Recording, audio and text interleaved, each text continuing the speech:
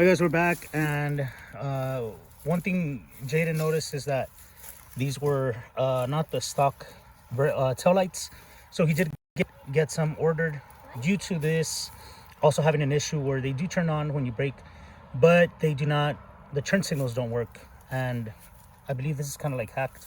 So and then here we have, like, I think what seems to be the license plate light.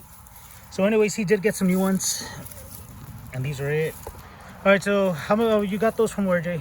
These are ordered from carparts.com. Carparts.com. So that's, that's pretty cool. I mean, the cool thing is that this original cheap stock. Yeah, they're original. So they're not like break at the bank type of thing, but yeah. So we're gonna go ahead and install them right now, and stay tuned. So right now Jade is removing those off right there, and so this one's about to come out.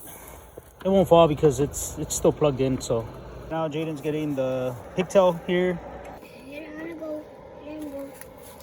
So right now he's going to put the pigtail and mate it with this other end.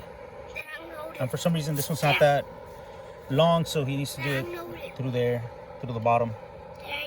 What the screws we'll be using for this will be these bolt with nut M6 by 20 millimeter, and they fit perfectly. So this is what we'll be using. The right side done. Now we're gonna get this one done. He's just gonna connect it there. Okay.